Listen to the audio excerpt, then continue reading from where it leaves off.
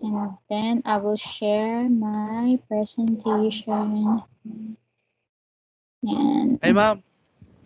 yes. Ina-upload ko nga po pala lahat ng video natin sa YouTube. Okay lang, sige. Wag lang, wag lang wag mo na lang, i-turn off mo na lang yung comment section para tayo lang nakakakita. Ayan naman ako, YouTube. Magkano kita sa 1,000 views? Ma'am, ilan lang po kami dito. Hindi po abot ng 1,000 views po. Hindi, naalala ko lang. Magkano ba ang kita sa 1,000 views ng YT?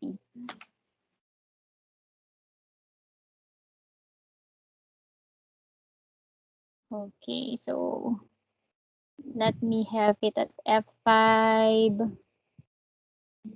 Ayan.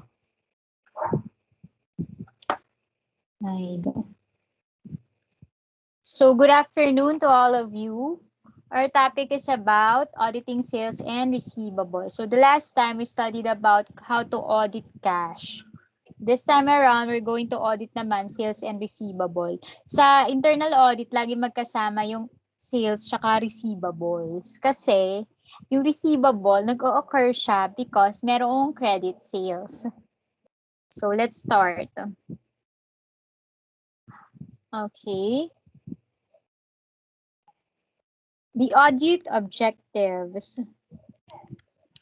So these are the transaction objectives. There are actually 4 transaction objectives: the occurrence, completeness, cut-off, and classification. So occurrence muna tayo with a acronym of OE, occurrence. So the transaction objective for the occurrence for the audit of receivable and sales is: sales recorded in the accounts represent goods that were shipped to customer during the period.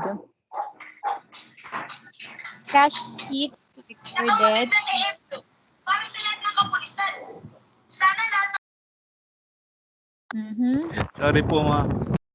Oo nga. Oh. Sa'yo ba yun, RJ? Hindi po, na-mute ko lang po. Kay Janay ka po yun. Okay. Sige. Cash receipts recorded in the accounts represent cash received from customer during the period. Sales adjustment transaction recorded in the accounts represent authorized discounts, return and allowances, and bad debts applicable to the period. So basically, yung occurrence, the transaction objective is you have to determine the existence kung meron ba talagang sales na nangyari. So lahat ng recorded sales, kailangan hanapin mo yon. Kung nagbenta ka on account, lahat ng na-deliver mo on account, dapat alam mo yon, i-establish mo yung kanyang occurrence or yung kanyang existence. Lahat yon kasama dito. As well as, kailangan mo rin i-determine kung nakapag-grant ka ba ng sales adjustments like sales discounts, sales return and allowances, or you also have to determine if there is allowance for bad debts or any other na deduction doon sa sales. So that's the logic of occurrence. Next one is completeness. Completeness.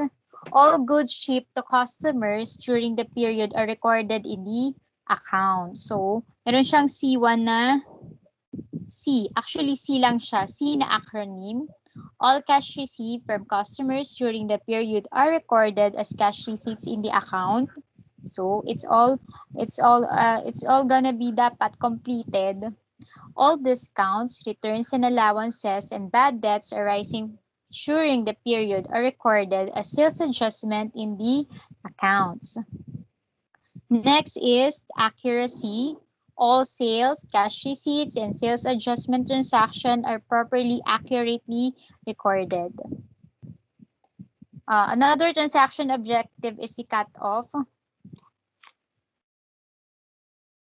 Particularly relevant to transactions around the year-end, all sales, cash receipts, and sales adjustment transactions arising before the period ends are recorded in the current period, and those arising after the period end or included in the next accounting period. So, sa transaction objective, kailangan malaman nyo kung ano ba yung cut-off ng credit sales na naganap.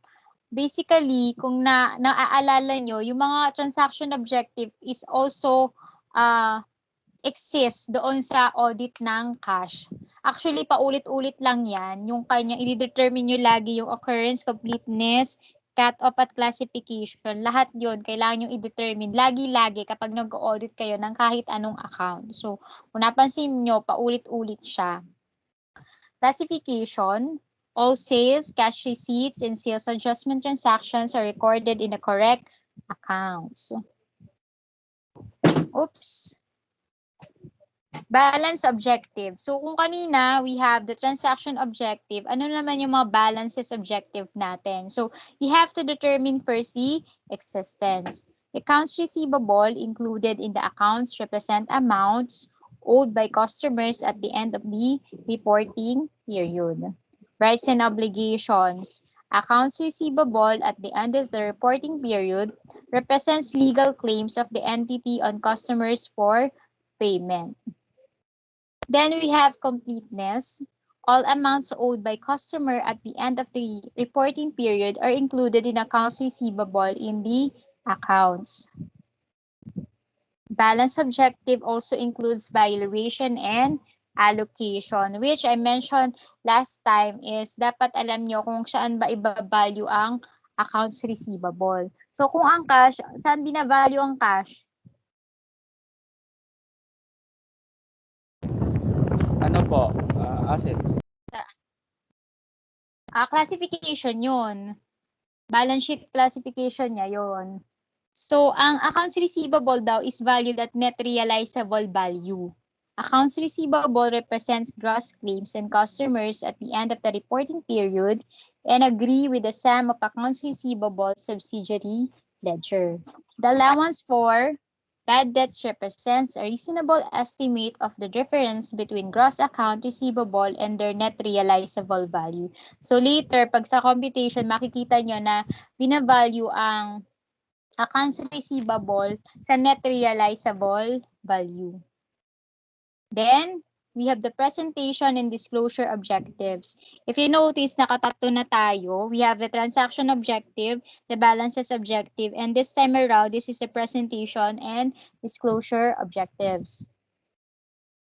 Occurrence and rights and obligations. So, disclosed revenue events have occurred and pertain to the entity. Completeness. All revenue cycle disclosures that should have been included in the financial report had been included. Classification and understandability. Sales cycle information is appropriately presented and information disclosed is clearly expressed. Accuracy and valuation. Sales cycle information is disclosed accurately and at appropriate amount.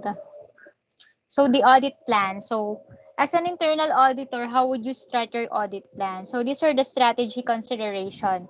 So mix of test of controls and substantive tests to be applied. Ano ba yung test of control?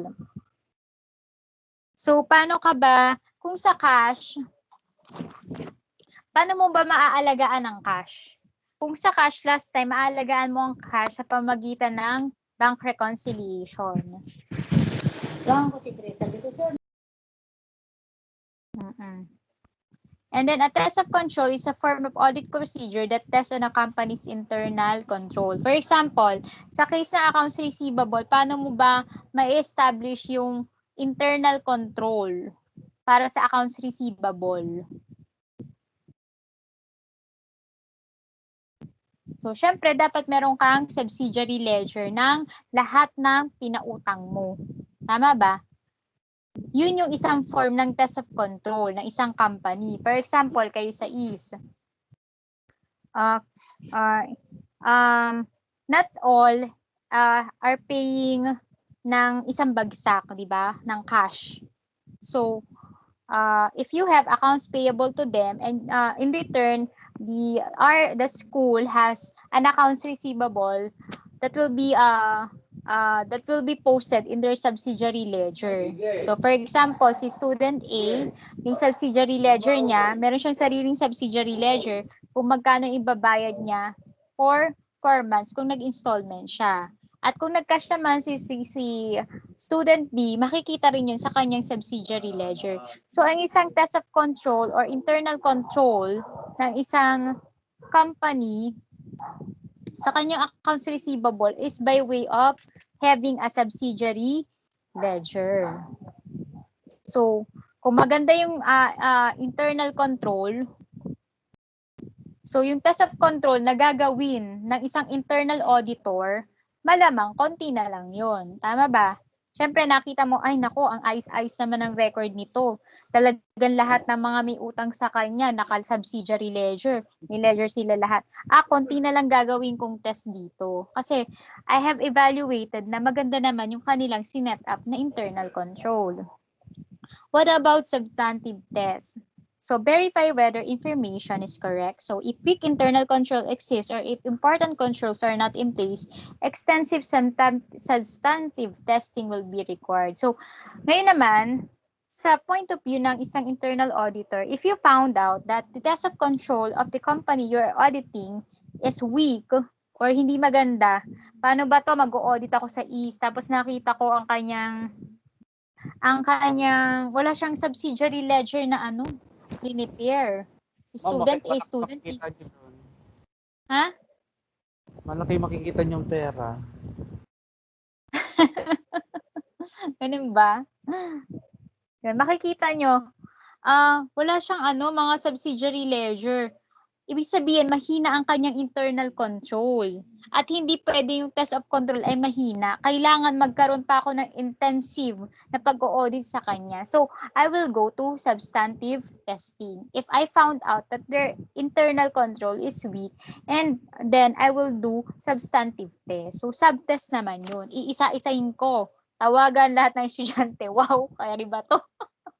Tinawagan lahat ng estudyante yan eh. Student A, may utang ka nga ba talaga sa amin ng ganitong amount? Yun. Student B, talaga bang bayad ka na? Ganon. So, yun yung mga audit plan na pwede mong gawin para i-test lang kung talaga bang yung accounts receivable, do they really exist? Is it complete?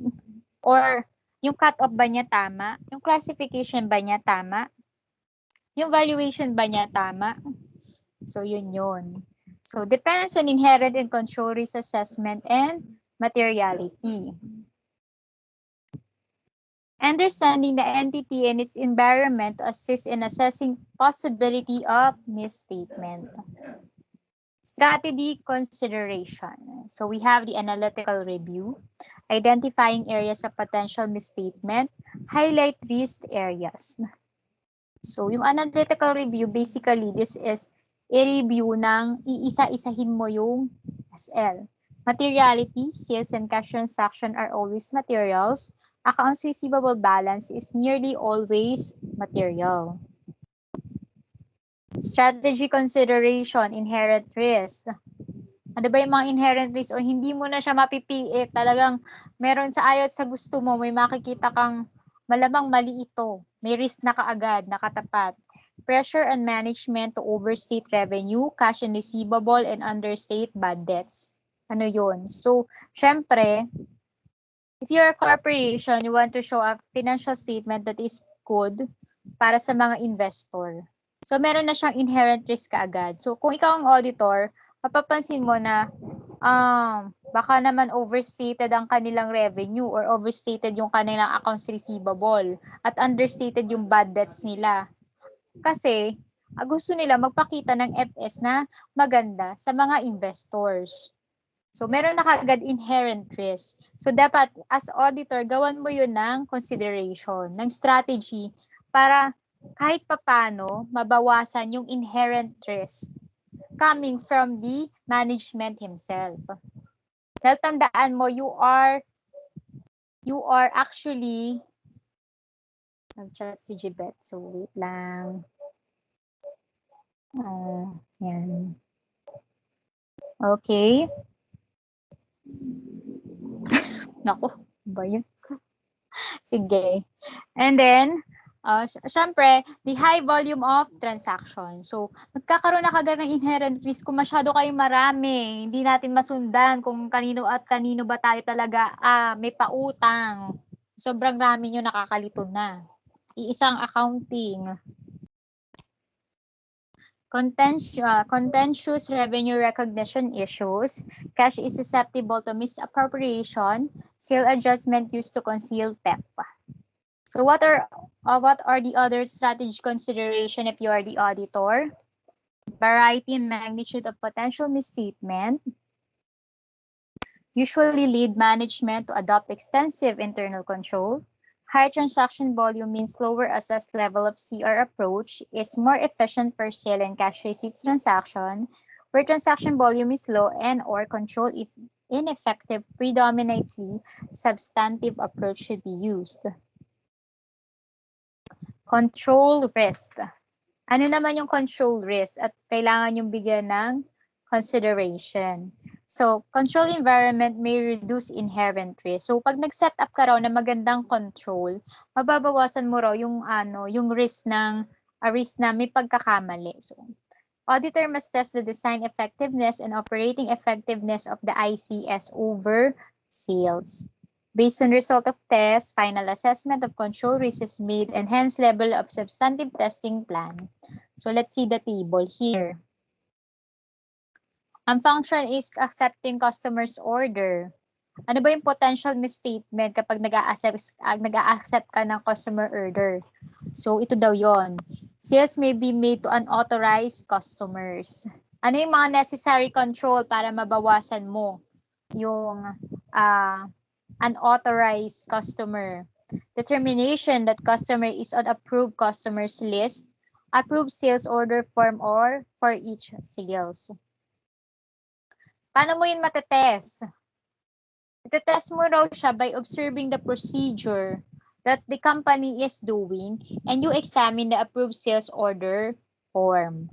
So the OE actually here, yung merong check mark is actually the occurrence and existence. So yun yung inyong relevant transaction class or audit objective. So yun yung inyong objective, transaction objective here, yung occurrence saka existence. Okay, next, approving credit. Ano ba yung potential misstatement kapag nag-approve ka ng credit or sales may be without credit approval? So yung necessary control that you may do is the credit department credit checks on all new customers, customers credit limit check before each sale. So the possible test of operating effectiveness is inquire about procedures for checking credit on new customers and examine evidence of credit limit check before each sales. So ang target objective nyo naman dito is the EB, which is the valuation. Di ba kanina yung may mga acronyms? Filing of sales orders. Goods may be released from warehouse for unauthorized orders. Ang control nyo is approved sales order for all goods released to dispatch. Ang pwede nyong gawin na test ng effectiveness is you observe the warehouse personnel filing order. So, your objective is the occurrence and existence. Sa shipping, ano naman yung potential misstatement sa shipping?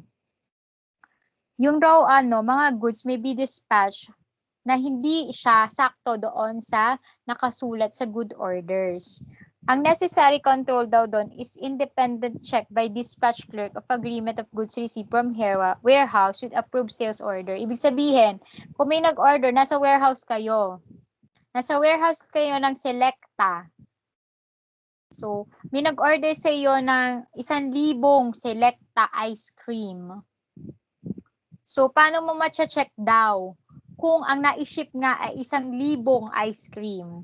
Ang gagawin daw ni clerk is, is-check daw isa-isa talaga. Bibilangin niya ng 1,000 nga ba to?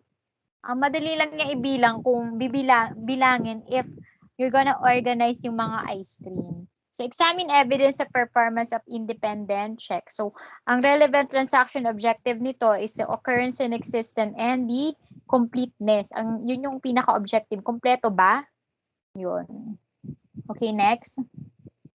Substantive testing. So, kapag nga hindi maganda yung internal control at hindi na sapat yung test of control na gagawin mo, what you're gonna do or your second option is to do substantive testing. So, the main focus is gross amount due from customers on credit sales and related allowance for doubtful debts. Acceptable level of detection risk must first be determined. The initial procedure for substantive testing is to trace opening balance, review activity, agree accounts receivable trial balance. You conduct analytical procedure, test of details of transaction. You have to vouch the accounts receivable, test sales and cash receipts cut-offs. Test of details of balances, so confirming accounts receivable. Ito nga yung sinasabi ko, external confirmation, yung sinasabi ko kanina. Kung hindi nga sapat yung internal control or weak yung internal control ng isang company, ang pwede niyang gawin, kung wala siyang natagpuan mga SL, is to have an external confirmation, which means isa-isa nga niyang tatawagin yung mga customer. O ikaw, customer number A, or letter A, may utang ka ba sa amin? Reliable external evidence on existence and rights and assertion. Evaluate adequacy of bad debts provisions. And then we have the presentation and disclosure. So, may question ba dito tayo sa sa theoretical side ng how to audit accounts receivable?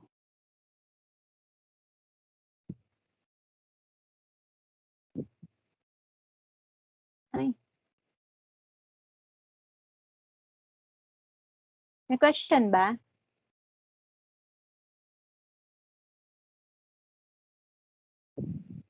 So, dapat silence means yes eh. So, walang question. So, sa inyo, silence means no. Wala kayong question.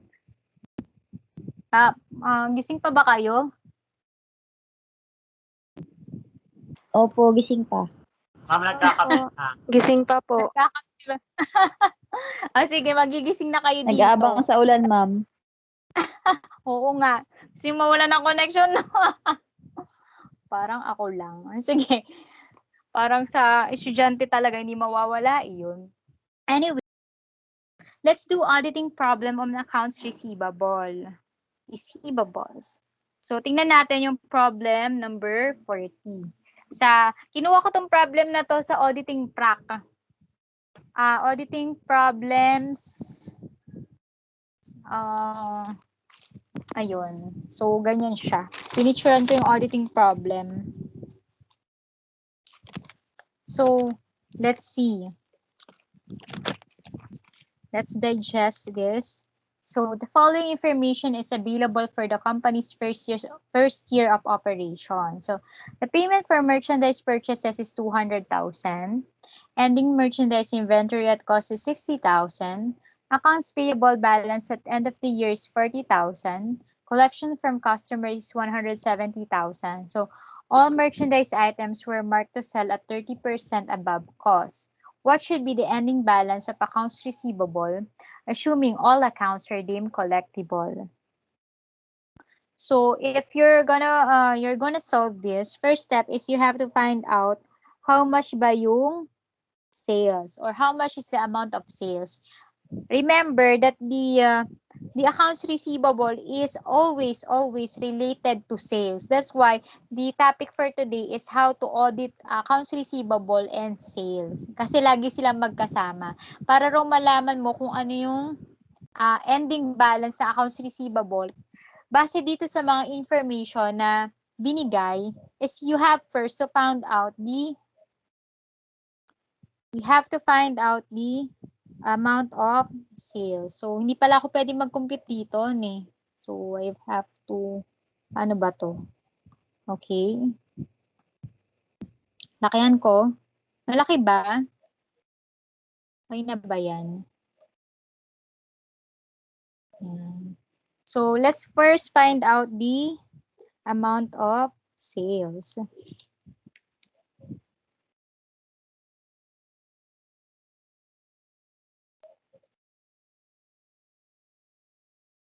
So, magsimula tayo sa given niya. Accounts payable at balance at the end of the year is 40,000. So, let's put it. Accounts payable. Pakihan nga natin, ha.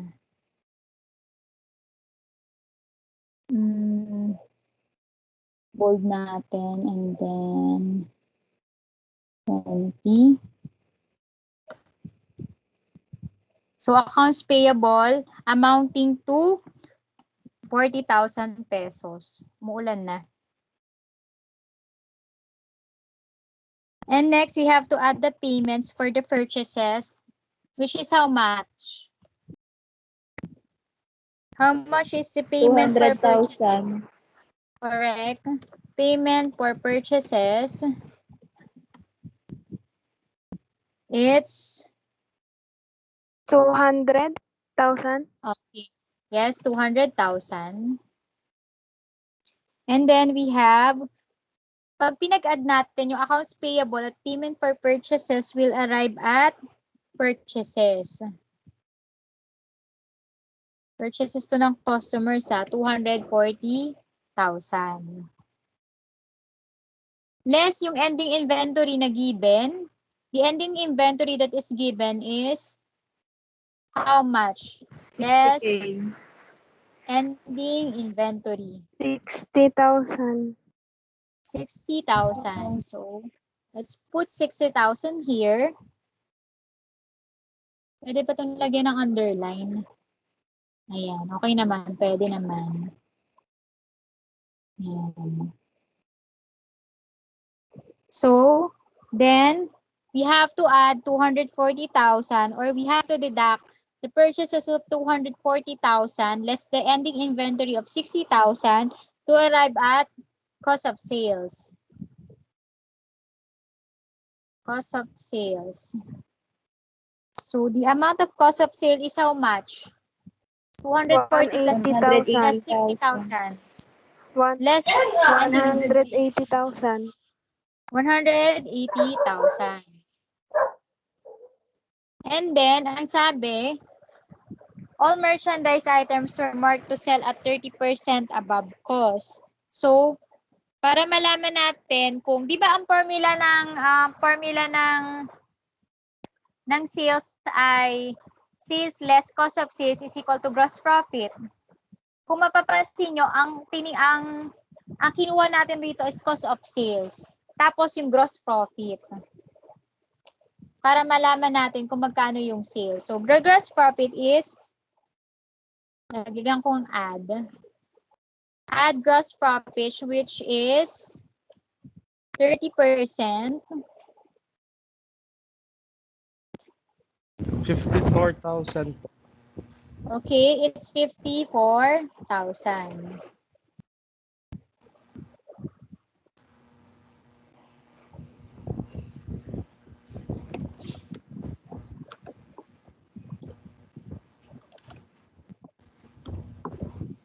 $54,000. So if we add the cost of sales at gross profit, we'll arrive at sales. 234,000. 234,000. Yan. Less natin yung, so this time around, nakuha na natin kung magkano yung sales. Then, we'll have to deduct yung collection from customers. Collection from customers. The collections from customers is 170,000. To arrive at accounts receivable balance. 64,000. Balance. 64,000.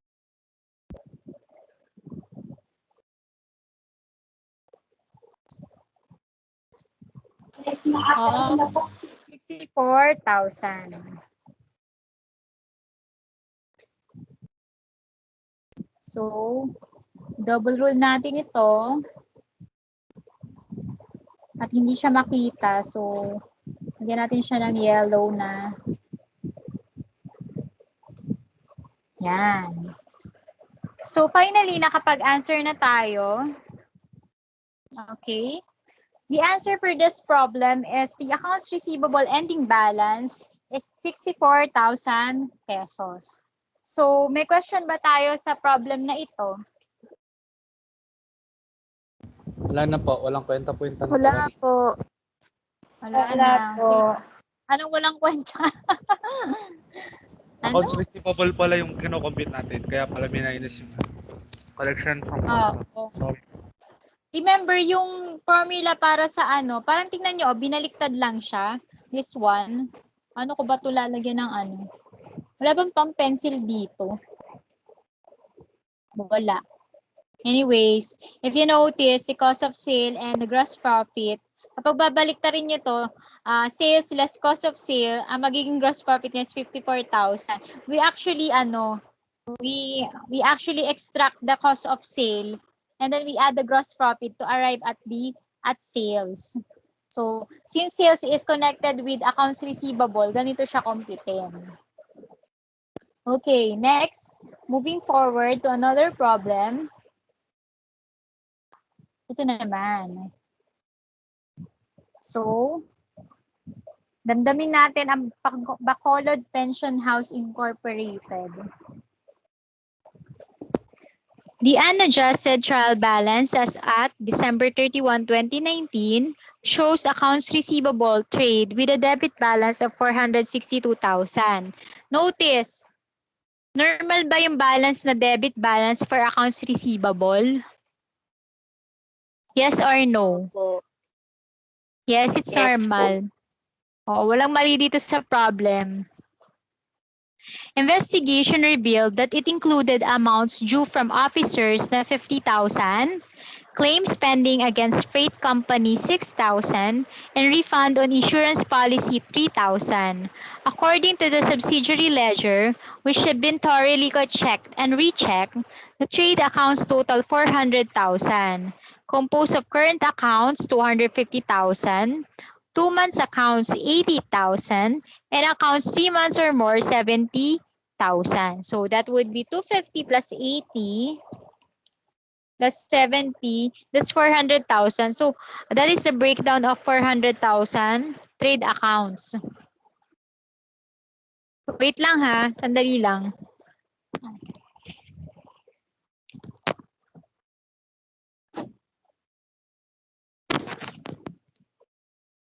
Okay, so let's proceed. Naku, ang dilim. Madilim dito, wait lang.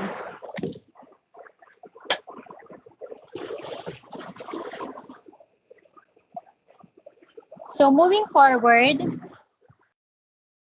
responsible officials have acknowledged definite uncollectibility of 3-month account with balances totaling to 15,000. So, na-determine nila na hindi daw yon makokolekta na yung 15,000. They have expressed doubt with respect to an additional 16,000 worth of accounts in the same category, and they consider all other accounts collectible. So lahat na raw collectible, minus lang yung tingin nila hindi na makokolekta worth 15,000.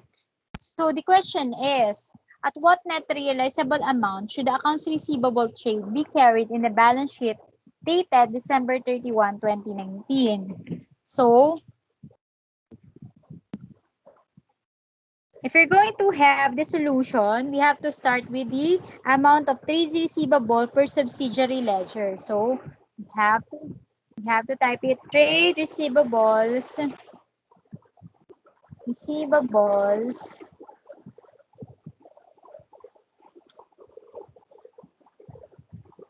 for subsidiary ledger amounting to how much? 400,000. 462. Okay. 400,000. This one, ito yung kukunin natin. 400,000.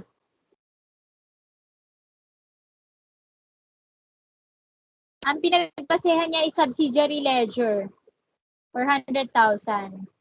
Then we have to deduct AR or accounts receivable, which is definitely Ang sabi is definitely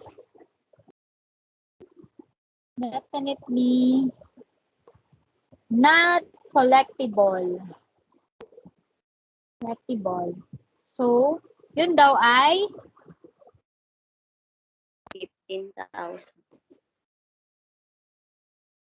15,000. So, the balance of trade receivables would be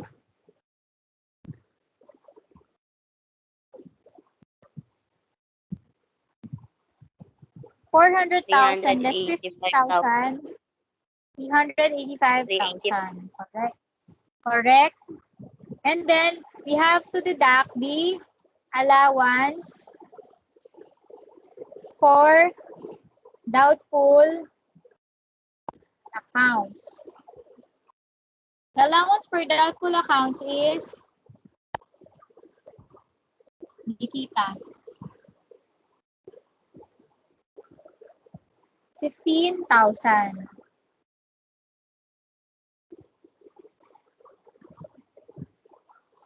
To arrive at the net realizable value,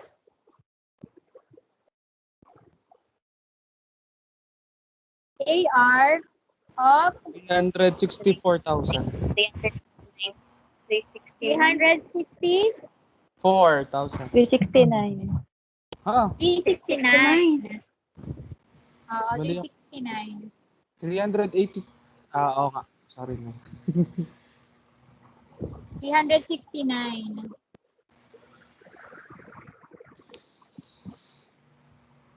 Saglit lang ha.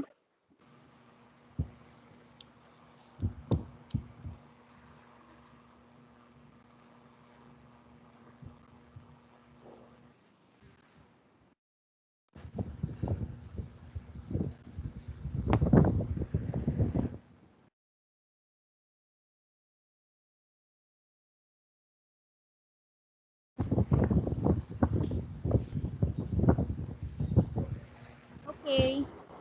So, naku, paano ba ito makikita? So, yan. 369,000. So, this is the final answer. The net realizable value of accounts receivable is 369,000. Net realizable value. Oo. Madali lang, di ba? Actually, kapag internal auditor ka, para kang nagpapuzzle. Ganon. Nag-a-adjust ka, nagpapuzzle ka, kasi hahanapin mo yung mga missing pieces kung bakit nagkaganito. Kulang-kulang kasi yung data, di ba? Tandaan nyo, internal auditor kayo. Tapos na-find out nyo na, bakit ganito lang yung data ang available? Kailangan mabuo ko tong data na to. That's the logic of being an auditor. Okay, next.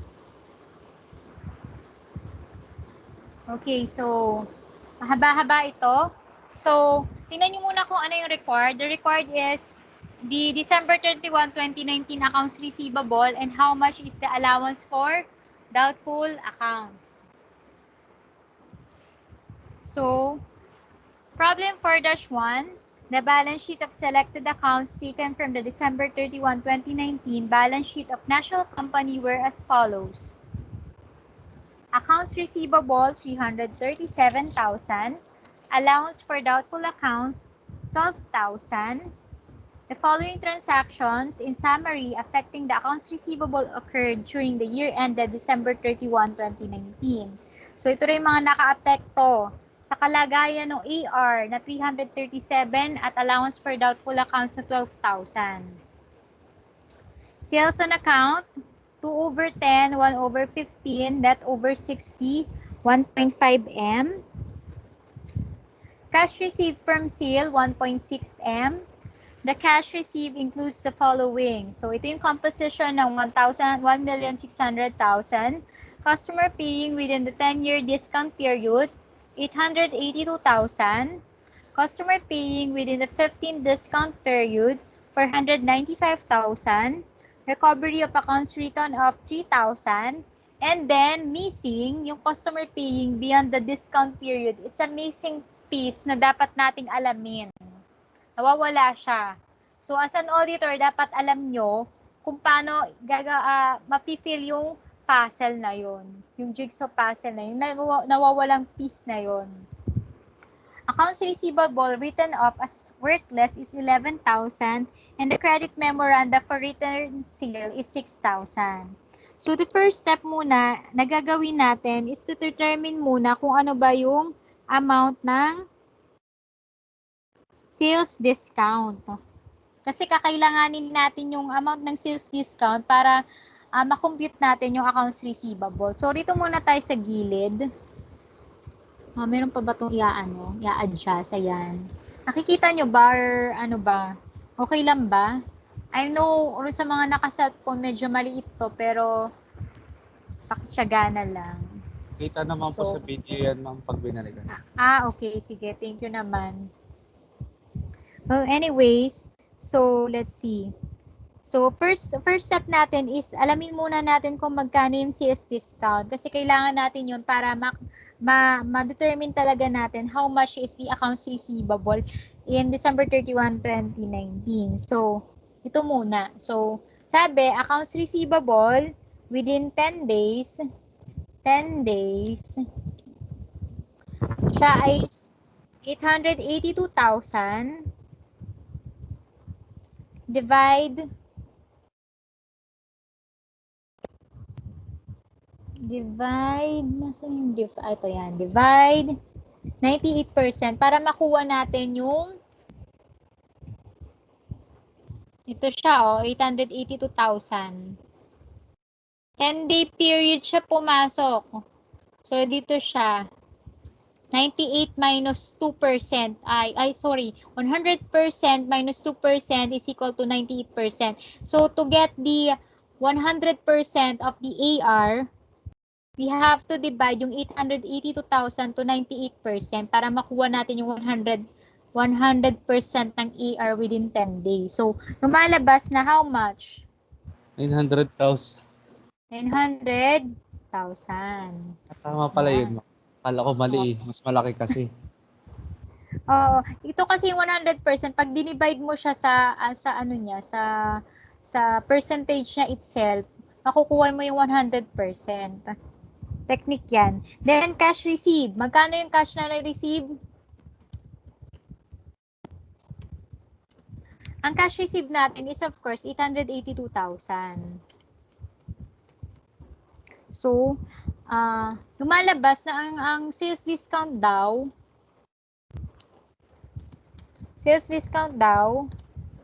is 900,000 minus 882,000. Magkano? 18,000. So, nakuha na natin ng isang importanteng ingredient para masagutan natin kung magkano nga ba ang ending accounts receivable. Mamaya gagamitin natin yung amount na yan. Another is we have to find out yung sales discount ng nakolekta naman within 15 days. Ito naman siya, this one. Okay. Ito siya. Let me just highlight it. Ayan. Ayan.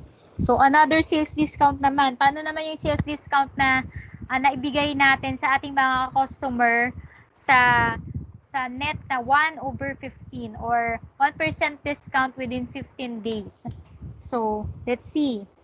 AR collected within 15 days. So, ang ating amount para dito is 495,000 if you notice. Pwede ko ba siyang coloran para medyo makita nyo yung So, let's color it blue. Blue. And then, ito naman yung para sa customer paying within 15 days. Gawin natin siyang violet. Yan, violet. Ayan. So, 495,000 divided by 99%. So, yun yung 1/15.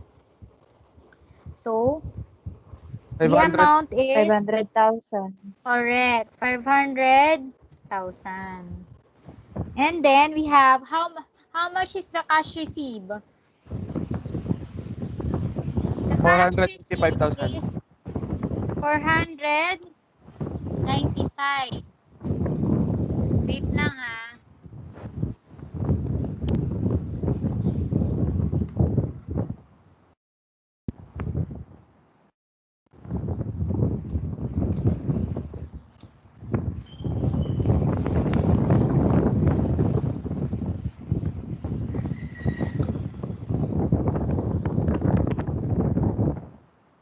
Cash received is 495,000.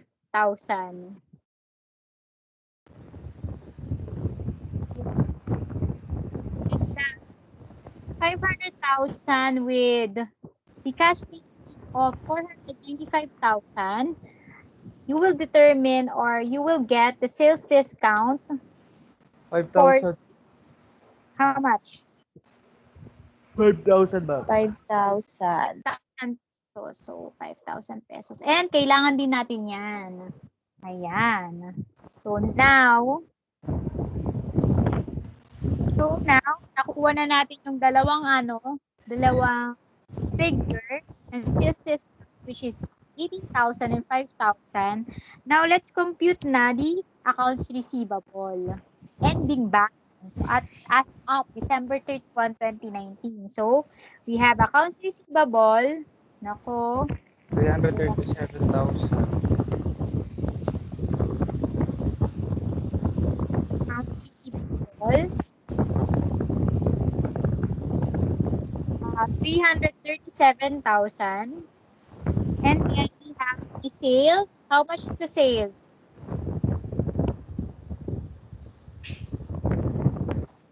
How much is the sales? 1,500,000. 1,500,000, correct? Okay pa ba yung mga may signal pa ba kayo? Ang lakas ng ulan dito ah. Yung iba, ma'am, Sales? call na. Oo nga. Oo nga. Naramdaman ko nga. Kaya ako nawawala eh. Sinara ko yung pinto. Maanggi na kasi. Anyways. So, sales. So, recovery. How much is the recovery? 3,000 pesos. 3,000 pesos. And then, the total of this three items is 337,000, add sales of 1.5 M, and recovery of 3,000 pesos, you'll arrive at how much? 1,840,000. 1,840,000, correct. Clarice, nandyan ka pa? Oo, nandyan pa siya. Okay. 1,840,000. Next, we have to less the cash receive. Cash receive. 1,600,000. How much is the 1,600,000. So we'll have to yan. Diyan kong quit. Yan.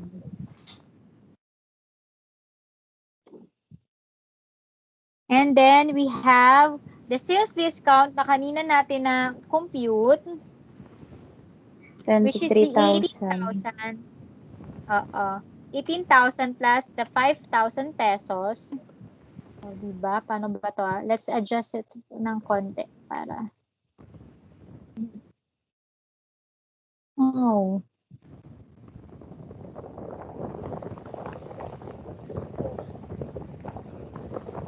Ano, ma'am, balitin nyo na lang yung ano, Yung alin? para mag-cash. Alin? Yung font? Yan, okay na. Yan. So, okay na yung tsura niya. So, sige. So, the sales discount is total at 23,000. And next, we have to record the write-off, which is also a deduction. How much is the write-off? 217,000, ma'am. The write-off, how much is the write-off? The accounts 11,000, receivable. ma'am. 11,000. Wala. Ayun, 11,000. Sorry, mali ko. Oo. Then, we have also to deduct the sales return. Let's insert column. So, sales return. The sales return is 6,000. 6,000. Yan, 6,000. Ano ba to? Isingin na natin ito.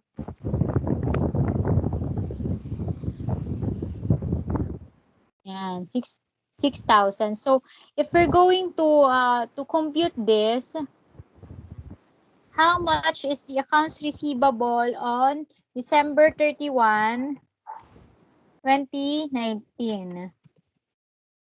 So, how much? Anong sagot ng number 1? 200,000. Correct. 200,000. 200,000. So, that's the final answer. So, nasagot na natin yung case number 1. So, accounts receivable. AR na lang ha. AR. Yan, para kasya. Okay. Good na tayo sa requirement number 1. We just found out that the accounts receivable ending balance is 200,000.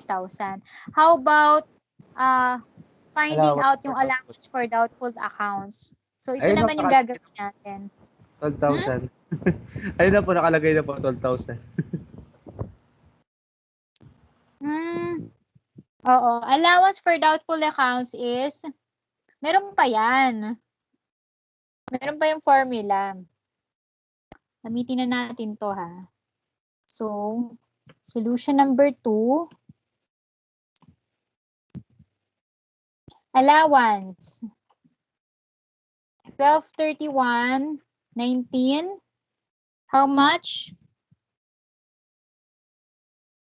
Magkano ang beginning natin? 12,000. 12,000. 12,000. Correct, 12,000. And then, we have to add the recovery.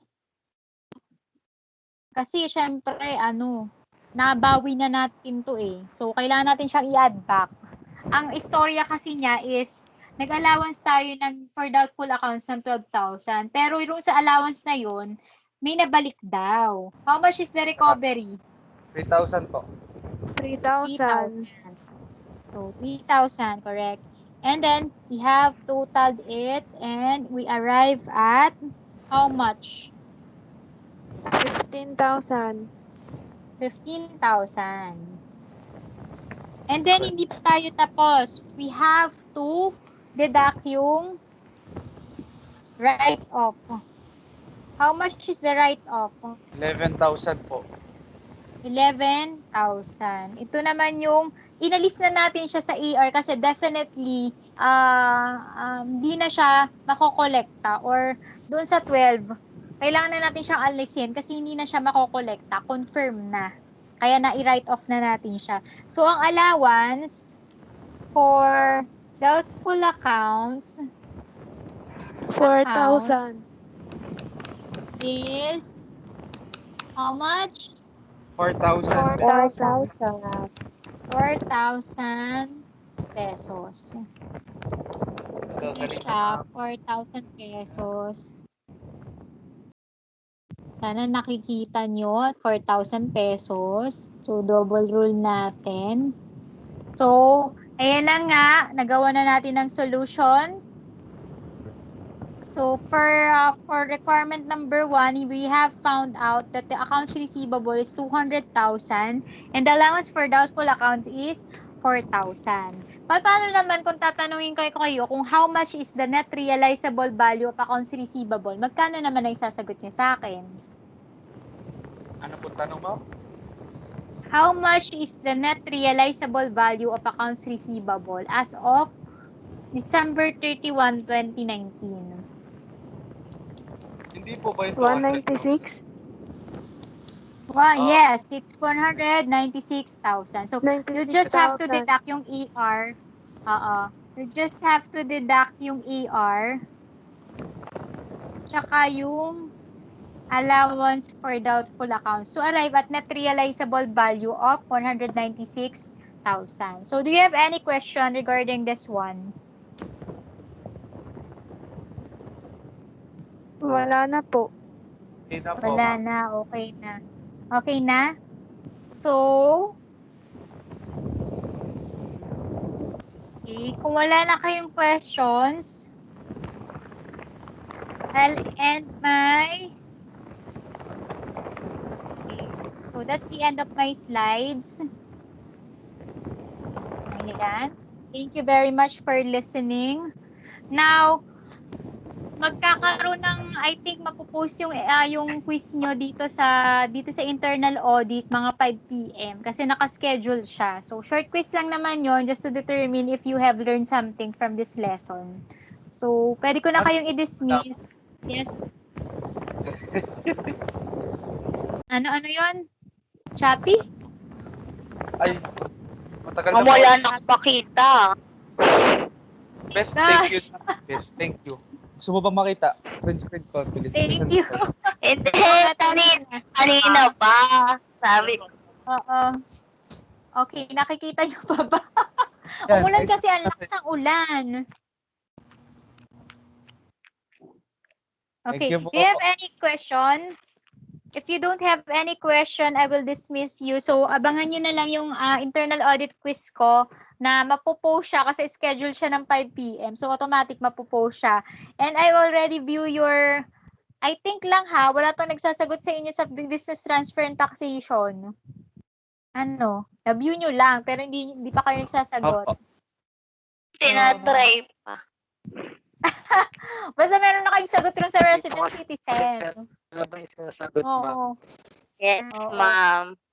Lahat ng possible answer niyo nandun. Isa lang naman yung figure. Tapos makikita ko naman yun, Tinignan lang po marireview ko namin siya. kung kaya sagutan. Oo nga, Ma'am, may nakita ko. magkakaiba doon ang sagot. Ano? may magagaya? Opo, ma'am. Lahat ng possible answer niyo na ilagay ko doon. Pag naman hindi lumabas Ay, doon meron yung ba? answer niyo. Oo, Ah! lahat ng mache-checkan na yun automatic. Clarice, Miss Clarice, are you still talking? Ma'am, saglit lang, ma'am. Delay po. Okay, sige. Oo.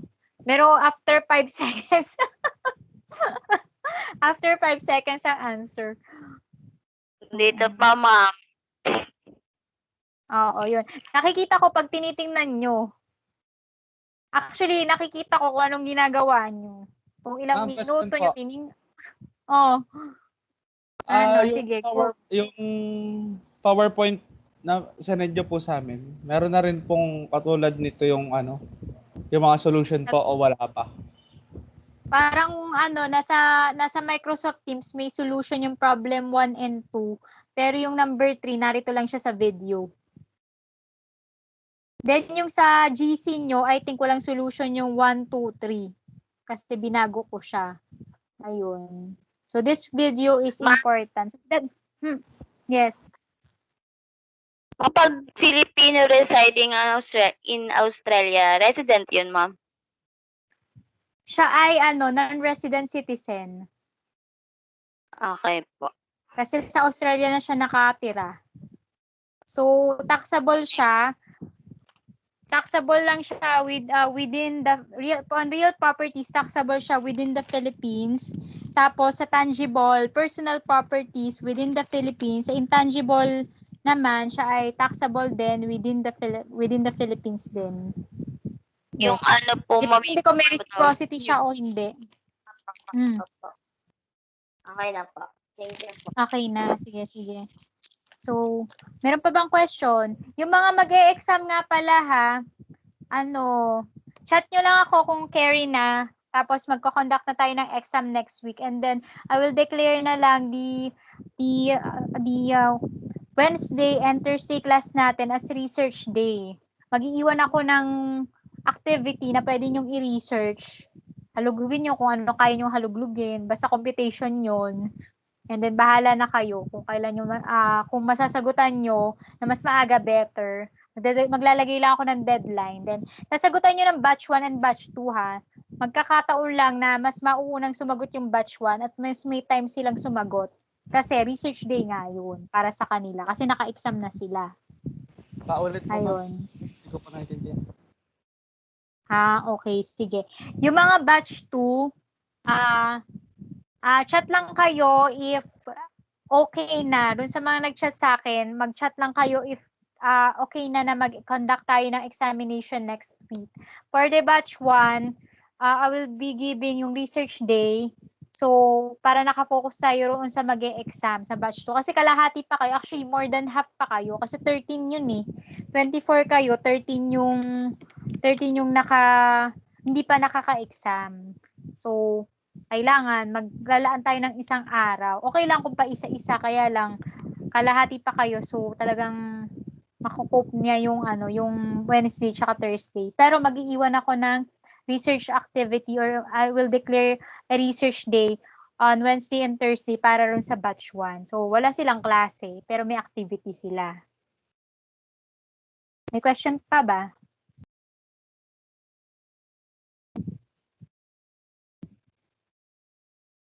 May question pa kayo?